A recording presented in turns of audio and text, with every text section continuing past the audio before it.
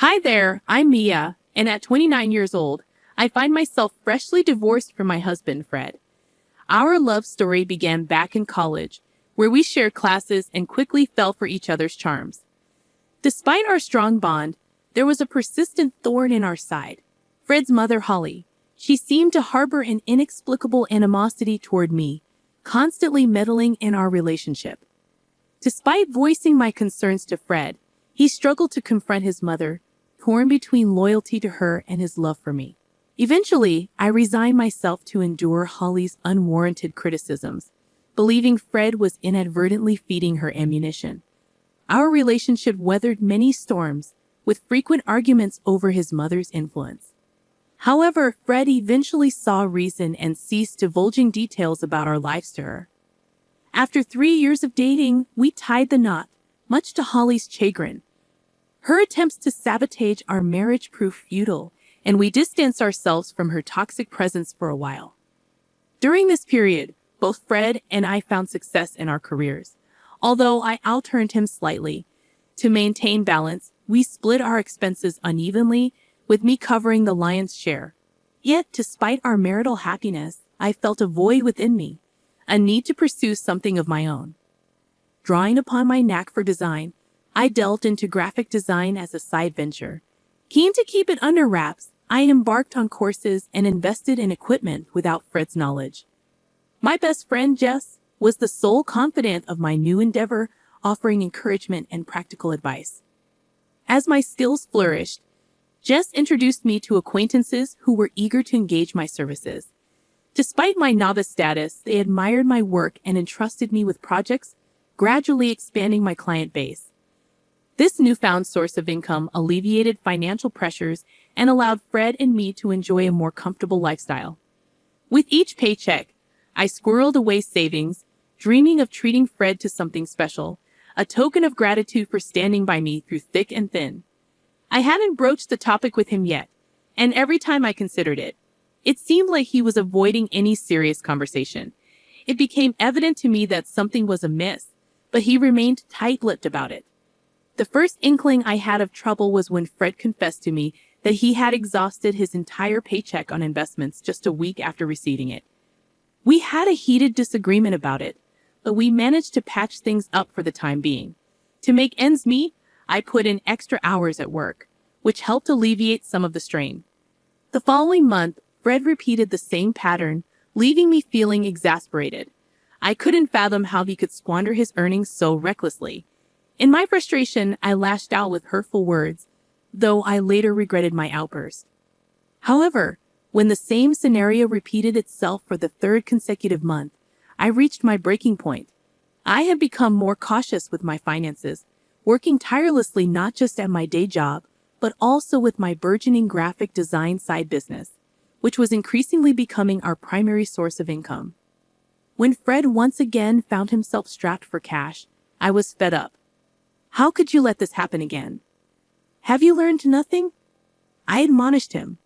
Despite his attempts to justify his actions, I refused to shoulder the burden of his financial irresponsibility any longer. It was a tough decision, but I made it clear that I would not be bailing him out this time. Fred's reaction was one of indignation and defensiveness, but I stood my ground. You can't gamble away your entire paycheck and expect me to cover for you, I asserted firmly. I won't enable this behavior any longer. Our argument escalated, with accusations hurled back and forth. In the end, Fred stormed off, leaving me to grapple with the turmoil of our crumbling relationship. In the aftermath of our confrontation, I couldn't shake the feeling that there was more to Fred's behavior than met the eye. Suspicions began to creep in, and I couldn't help but wonder if Holly, his overbearing mother, was somehow involved. Determined to get to the bottom of things, I decided to do a bit of sleuthing while Fred was out. It didn't take long for me to uncover the truth. Fred had been deceiving me. With access to his bank account, which he had unwittingly left logged in on my laptop, I discovered that he had more than enough funds squirreled away, contrary to his claims. As I scrutinized Fred's transactions, I couldn't find anything out of the ordinary apart from the usual debits. Perplexed, I wondered why he had been hiding his finances from me and weaving lies.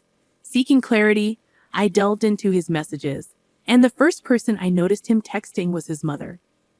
Their conversation revolved around our recent altercation, with Fred painting me as the antagonist, claiming I had berated him for withholding money. Holly, his mother, seemed to revel in this discord, affirming her suspicions about me. As I scrolled further, I unearthed a disturbing revelation. Holly had been relentlessly disparaging me to Fred, labeling me as materialistic and insinuating that I was with him solely for financial gain. Ironically, I was the primary breadwinner in our household. Their exchanges showed how Holly's toxic influence had fueled Fred's grievances against me, magnifying minor annoyances and nurturing his resentment. The final blow came when I discovered their scheme to cut me off financially. Initially hesitant, Fred succumbed to Holly's manipulations, gradually acquiescing to her demands. He fed her ammunition by disclosing incidents where I expressed frustration, further stoking her animosity toward me. It was a devastating betrayal, leaving me reeling with hurt and confusion. Uncertain of my next steps, I sought solace in my best friend Jess. Nestled in her company, I shared the distressing truth I had uncovered, seeking her guidance in this tumultuous moment. Jess, ever the steadfast confidant, listened intently, offering her unwavering support as I grappled with the betrayal inflicted by those closest to me. I grappled with the weight of the situation, unsure of the best course of action.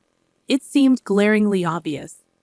Cut off Fred's support, wait for him to hit rock bottom, then file for divorce. But Jess questioned the morality of such a plan, labeling it as cruel. Her concern nudged me to reconsider my approach, prompting her suggestion to sleep on it and revisit the issue the next day. Exhausted both physically and emotionally, I welcomed the respite sleep promised. The following morning, with the luxury of a weekend ahead, Jess and I sought solace in the familiarity of a favorite movie, drifting off to sleep in each other's company. The tranquility of the day brought a sense of peace, a temporary reprieve from the turmoil brewing within. We indulged in simple pleasures, immersing ourselves in movies, culinary delights, and each other's company. Despite the nagging thoughts of the previous day's revelations, I made a conscious effort to set them aside, prioritizing the much-needed respite. However, our reprieve was short-lived when Holly's call shattered the tranquility. Reluctantly, I answered, greeted by accusations and hostility. Holly's unwarranted accusations only served to exacerbate the tension, but Jess's encouragement urged me to maintain composure.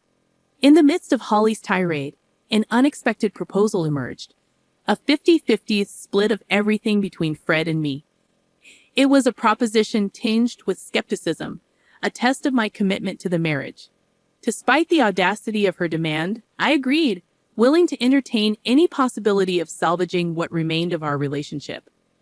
With tentative acceptance, plans were set in motion, culminating in a meeting scheduled for Tuesday to formalize the arrangement. Though uncertainty lingered, I resolved to confront the challenge head-on, armed with newfound determination to navigate the tumultuous waters ahead.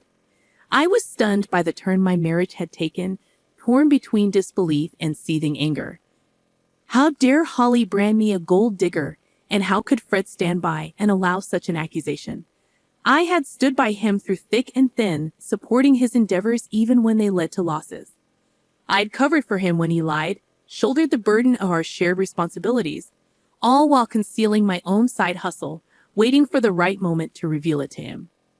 Sharing the details with Jess, her smile hinted at the brilliance of Holly's scheme. Splitting everything evenly would leave Fred with little to fall back on, given his lack of awareness about my additional income. I had hoped to surprise him with a lavish gift once my side venture gained traction, but now I was grateful to have it as a safety net. Tuesday arrived swiftly, and Jess accompanied me as support. Arriving home, we found Holly, Fred, and a lawyer already there, finalizing the contract. Ignoring Fred's silent plea for privacy, I approached Holly, demanding to review the terms. As expected, the agreement mandated equal division of assets, with a clause prohibiting financial assistance between us. Reluctantly, I signed, knowing it would leave Fred scrambling financially. Predictably, problems ensued. Initially, we exchanged only terse words, our rift too deep to bridge. Yet living under the same roof necessitated some communication. Fred attempted to breach the divide, but I remained aloof, resentful of his complacency. Eventually, tired of his persistent attempts, I relented. "Will you please just talk to me? We can't keep going on like this," Fred pleaded. His admission of missing our connection stung, juxtaposed against his willingness to sign away our financial unity. "What do you want me to say, Fred?" I retorted, my frustration palpable. "Is that why you agreed to sever our finances completely?" Fred's silence spoke volumes, laying bare the chasm between us.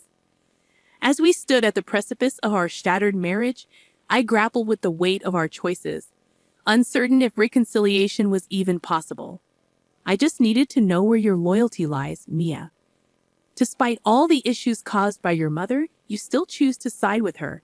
Is this truly what you believe is best for us?" "Please, Fred, don't speak ill of my mother like that. And what wealth do you possess that you're so concerned about? I don't understand. I'm simply trying to make things right between us. Can we not lash out at each other? There will be no reconciliation until that contract is null and void. It's only been 2 weeks since we signed it, and I've seen no evidence to suggest you're not here for the money. If you're struggling financially, just let me know. I'm willing to help.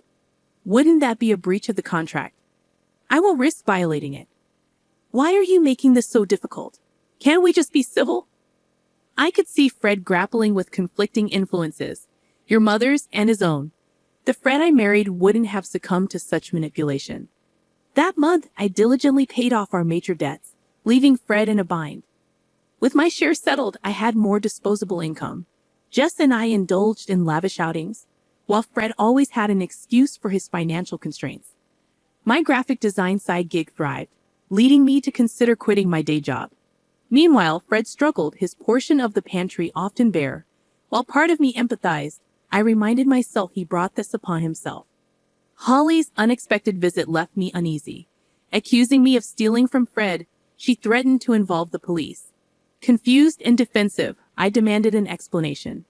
"You're accusing me of seeking revenge on Fred because I don't like the contract he made us sign. Please, your son has been struggling all month, but it's not because I've stolen his money to fund my outings to fancy places. He has no money to steal, and you know it. And let's not forget who actually coerced us into signing that contract in the first place. You forced it upon us, and now your son is paying the price. Liar. I'm calling the police right now." "Go ahead. I haven't taken a single cent from your son." "Then how do you have so much money? Your job doesn't pay that much more than Fred's, and he's told me you've cut back your hours." "I have another business on the side, a graphic design venture that I plan to surprise Fred with. But thanks to your meddling, that plan went down the drain. I was even going to use the money to buy you a car."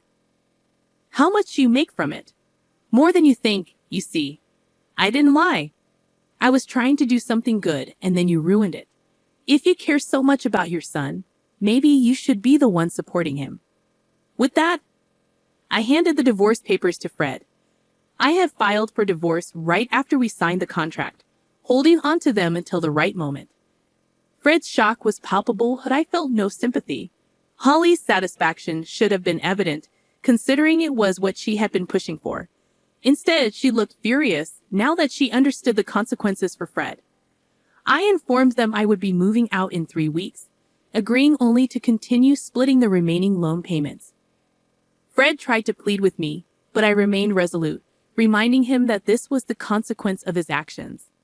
In the following months, I found liberation from the toxic relationship. Holly contested the divorce, but with our assets legally separated, there was little for Fred to gain. In fact, he ended up losing more, unable to keep up with the mortgage expenses on the house we sold. He moved back in with his mother. Meanwhile, my business flourished, and I gained lucrative opportunities with big brands. It was a blissful and rewarding period for me. I'm grateful I had something to fall back on, sparing me from the fate Fred endured. Perhaps this will serve as a lesson for him in the future, but that's not my concern anymore.